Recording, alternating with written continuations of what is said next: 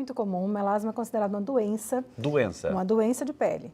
O que acontece no melasma é que as nossas células, as células do rosto principalmente, que é o lugar mais frequente onde aparece o melasma, ela começa a produzir uma quantidade de pigmento maior do que deveria. E esse pigmento, uma vez que a célula começou a produzir, ela sempre vai produzir. O que é que a gente pode fazer? Inibir essa produção com o uso de medicamentos, mas infelizmente quando a gente para, então vamos falar sobre isso, doutor. As pessoas acham que não tomo sol, mas vai à padaria sem usar um protetor solar, vai buscar o filho na escola, não usa protetor solar. E a própria luz de casa mesmo, essa luz artificial, também causa melasma. O que é esse melasma? São manchas, elas são manchas esbranquiçadas, manchas mais avermelhadas, mais escuras? Elas são manchas marrons, que acontecem no rosto, em formato geralmente de nuvem. Então, um formato mais assimétrico do que aquelas manchinhas redondinhas que a gente vê das sardas, por exemplo. Então, existe essa diferença. Elas acontecem principalmente na testa, no nariz, no queixo e nas regiões malares, que são as maçãs do rosto. É uma doença, é uma despigmentação da pele, doutor? É uma hiperpigmentação da pele, né? Okay. Então, a pele é mais pigmentada do que deveria, né? Por uma alteração das células que produzem esse pigmento.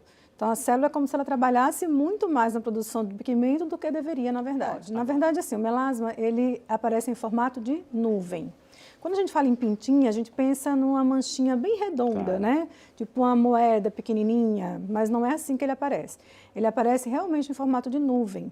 Então, é uma mancha mais assimétrica, com as bordas mais assimétricas. Geralmente, ele acontece dos dois lados ao mesmo tempo. Então, se a pessoa tem melasma de um lado da bochecha, tem do outro lado da bochecha também. Ou então na região central da face, né? Testa, nariz e queixo. Então, geralmente acontece de forma igual dos dois lados. O cuidado que a pessoa tem, principalmente com relação à exposição solar, que hoje em dia, no meu consultório com meus pacientes, eu nem falo mais exposição solar, eu falo exposição à luz. Entendi. Porque a gente já sabe que a luz visível, que é essa luz que a gente enxerga, mas que não nos queima, também causa melasma. Se a gente for prestar atenção, por exemplo, nessa pintinha aqui, ó, pequenininha, do nariz, já uma sarda, né? Uma manchinha mais redondinha, pequenininha.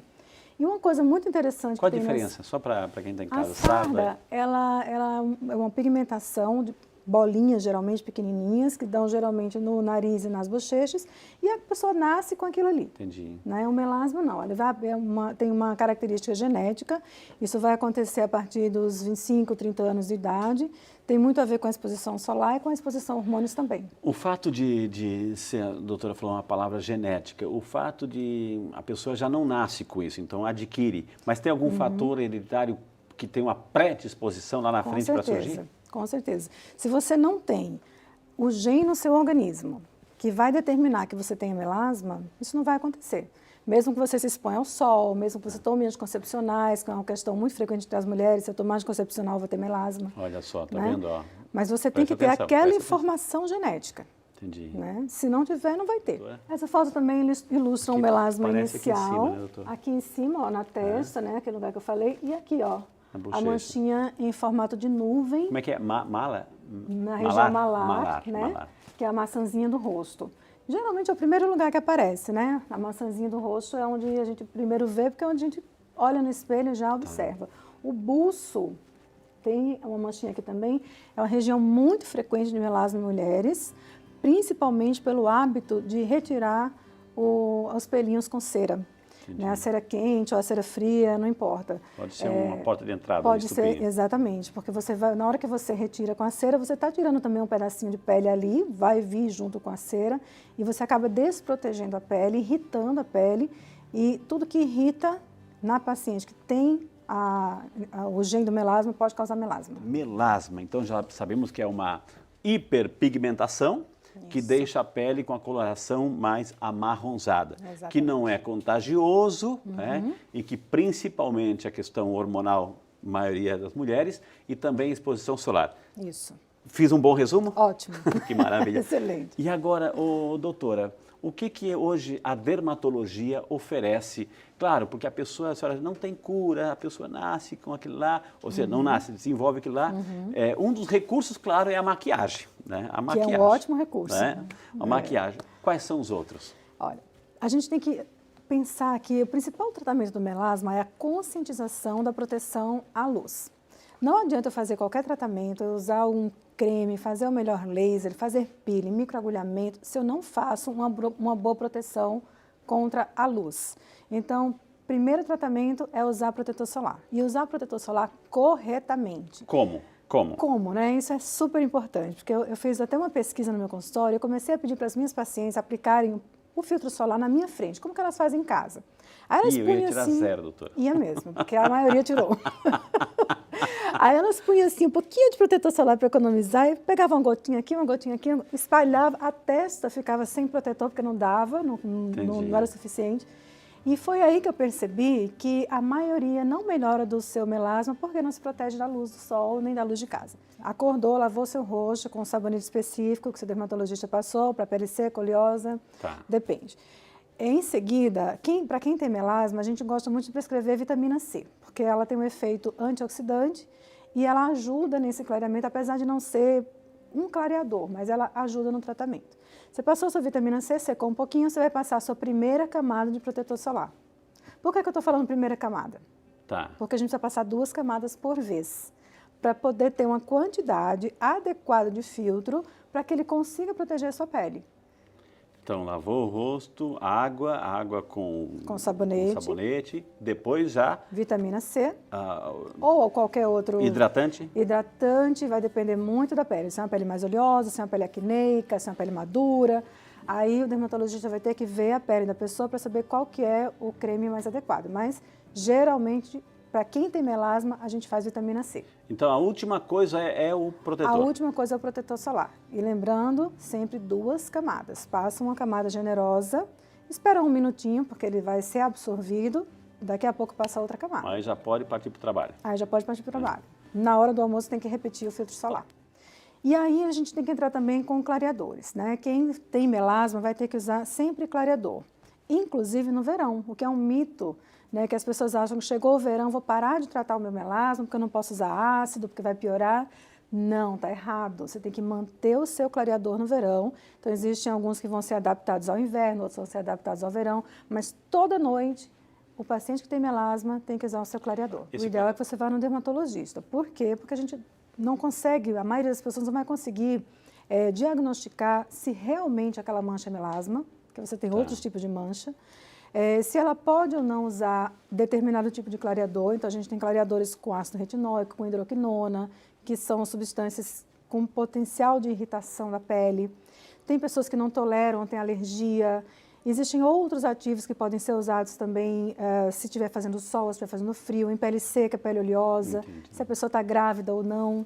Né? Então, por exemplo, o retinóico e a hidroquinona você não pode usar na gravidez. Né? Então, tem que ter muito cuidado qual que é a substância que vai ser utilizada. Esse nome que você falou, são tipos diferentes? São substâncias diferentes que são utilizadas para o clareamento da pele. E aí, cada pessoa vai se adaptar a um tipo, cada pessoa vai responder de forma diferente. Doutora, queremos trazer mais gente para participar do nosso bate-papo aqui. O povo fala no Saúde e Fé. Sou Edna de Fortaleza. Gostaria de saber se existem medicamentos orais para melasma.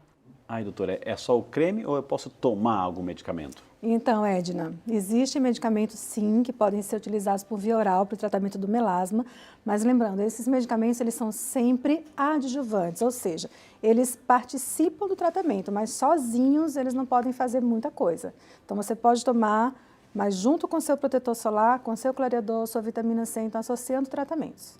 Doutora, a gente tem uma enxurrada de propagandas, inclusive nos meios de comunicação, na televisão, a gente tem que ter uma atenção muito grande, porque a gente vê tantas ofertas, olha, pegue essas cápsulas, compre essas cápsulas, ela serve para a tua pele, isso aqui, serve para tudo, doutor, para tudo. Né?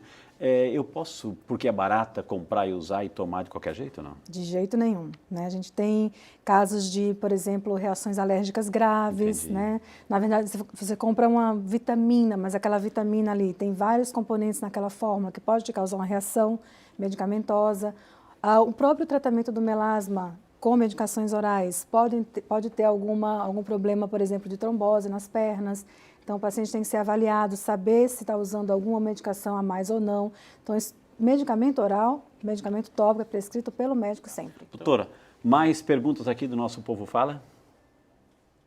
Eu sou Maria, de Maracanaú. Eu gostaria de saber se é arriscado ter melasma após a gestação. Depois, então, nasceu a criança, pode aparecer, doutora? Pode, né? Então, Maria, pode. Pode aparecer durante, o que é mais frequente, mas também pode aparecer após a gestação pela influência do estrógeno, que aumenta na gestação. Certo. Bom dia, meu nome é Heloísa Bonilha, sou de Maringá, Paraná. Gostaria de saber se o melasma pode escurecer a pele com o tempo. Aí, bom dia, Luísa. E aí, doutora? Olá. Pode escurecer a pele com o tempo, mas tem uma curiosidade. Depois da menopausa, geralmente o melasma melhora. Isso, obviamente, se você não fizer reposição hormonal, porque você vai diminuir a produção de seus estrógenos. E como essa é uma causa de piora do melasma, geralmente na menopausa melhora. Tenho melasma e já fiz todos os procedimentos possíveis, mas volta cada vez pior. O que devo fazer? Tem reincidência? Pode voltar, doutor, uma vez tratado? Pode voltar sim, Renata. O que acontece? Vamos pensar, será que você está usando o filtro solar corretamente, como eu falei? 2 camadas de filtro solar generosas, pelo menos 2 vezes ao dia. Usar um filtro solar com cor sempre para proteger dessa luz visível, porque a cor é quem protege da luz visível. Preste atenção nos lasers, nem todo laser é indicado para melasma. Existem alguns lasers que, se forem feitos de uma forma muito intempestiva, muito forte, podem piorar o teu melasma. E depois de qualquer tratamento, você tem que fazer a manutenção em casa, senão ele vai voltar e pode voltar pior sim.